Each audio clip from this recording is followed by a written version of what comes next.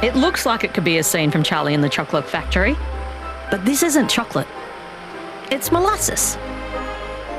A byproduct of sugarcane, molasses can be turned into ethanol, essentially a highly distilled and concentrated alcohol to power engines. Cane growers, mill owners, scientists and even politicians believe it could help secure Australia's fuel future.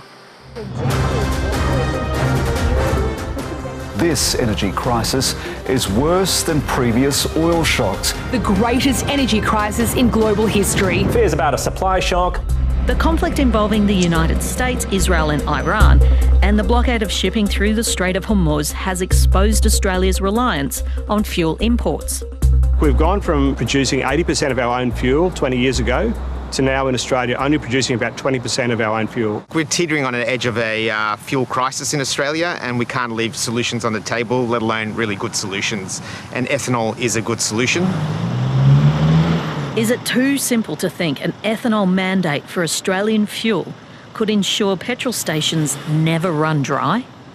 Ash Salandini is the CEO of Australian Sugar Manufacturers.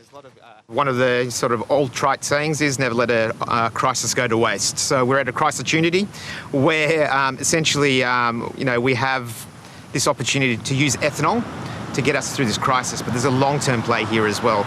In this industry, we can make billions of litres of ethanol, and that's not just for petrol, that's for biodiesel, sustainable aviation fuel. So it's not just for about this crisis, it's about the crisis that might come in the next 5 years, in the next 10 years, so we'll never be in this position ever again. Internationally, high ethanol blends have been used and mandated for decades. Brazil has the highest at 30%, India 20%, and the largest oil producer in the world, the United States, has an ethanol blend mandate of 10%. Meanwhile, Australia's asking for a minimum of 2%. Cane growers say stronger mandates are the missing piece to building a sustainable biofuel industry from sugar. Supporting regional communities as well. Mark Greenwood is General Manager of Commercial at Wilmar Sugar and Renewables. He says the company can manage a 2% mandate, but to meet mandates like those overseas, they would require a major investment before governments are willing to adopt them. The federal government's increasing focus on electrification, he says, is one reason for the hesitation. But still, today, we consume still 16 billion litres of gasoline. So ethanol capacity could accelerate the decarbonisation of that road transport sector. And then in time, that ethanol capacity is not going to be wasted. You can divert that ethanol towards sustainable aviation fuel, because for the airline industry, there is no other way to decarbonise long-haul flights. We will need it. In the Queensland town of Mackay, the German-based Nordzucker company owns 3 mills. It buys directly from growers, rails it to the mills to make raw sugar, molasses and energy using the waste byproduct bagasse to produce steam and electricity.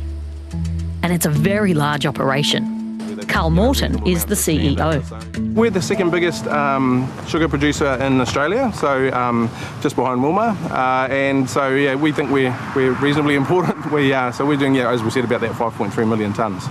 For the last couple of years, we've been hearing about mills closing down all over the place, cane farmers getting out of sugar. You guys are investing heavily. Why? Well, we see a real future in cane sugar.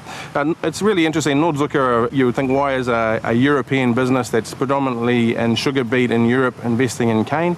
And they see real benefits in cane long term. And the real reason for that is our renewable energy. Sugar and its byproducts are a sustainable, renewable source of energy. The ethanol it produces is a low-carbon alternative to fossil fuels. It's made from agricultural waste and byproducts of starch-rich plants like wheat, grain, sorghum and sugarcane. That's where the molasses comes in.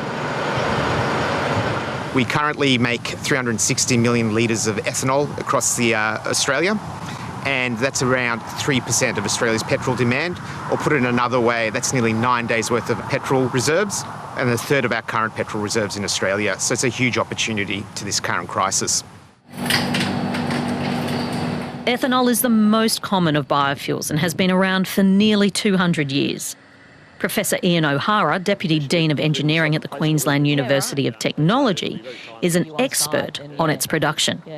They've been producing it extensively for 30 or 40 years, and millions of cars have used it very successfully. It's reduced pollution, it's reduced their carbon emissions, but really importantly, it's provided a great income stream for farmers in those countries. Australia has 2 ethanol refineries. Manildra operates the largest in Bomaderry in New South Wales, using grain to make ethanol. Queensland also had a grain-based refinery in Dalby, just under 3 hours west of Brisbane, until it closed in 2020. The remaining refinery is in the coastal town of Sarina, located in the heart of sugarcane country in North Queensland, and half an hour from Mackay. It's been manufacturing ethanol for nearly 100 years. It's a straightforward process, as James Wallace, Wilmar's General Manager of Operations, explains. The process, yeah, it's really, I'll try not to go too technical, but we take our molasses, which is our byproduct from raw sugar production. We mix it with some water and ferment it with a yeast. And that yeast then will convert the leftover sugars into alcohol. Renee Hall works in the lab in the Sarina facility, breaking it down a bit further. This is where it all begins. So we get our stock yeast, which is in the fridge there. We sterilise some molasses, which is the feed for the yeast, and we inoculate it with the yeast, and it sits on the incubator for a little while, and you can actually see the ring of yeast that's growing around the flask there. So that flask then gets put into a slightly bigger flask, and then it goes into the fermentation process. Under the right temperature and with the correct measurement, it takes just 5 days to create ethanol. Simple. The yeast then produce ethanol from that, and these are our 4 grades of ethanol that we produce here. So we've got 3 clean grades, and then we've got our fuel grade, which contains most of the impurities. Ethanol has been questioned since the 1990s about its suitability for Australian vehicles. Ethanol is very safe to use in vehicles. Most vehicles in Australia now, petrol vehicles, can use ethanol at 10% or even much beyond 10%, up to 20%, without any trouble at all. Equally, biodiesel is another good fuel which you can use in diesel vehicles, and it can equally be used at 10% or higher percentages without any problems. The sugar industry is keen to grow Australia's biofuel to help protect it from global trends. It's facing a new demand shock as weight loss drugs reduce consumer appetite for sugary products. This rapid change in eating habits has caused demand to fall much faster than expected.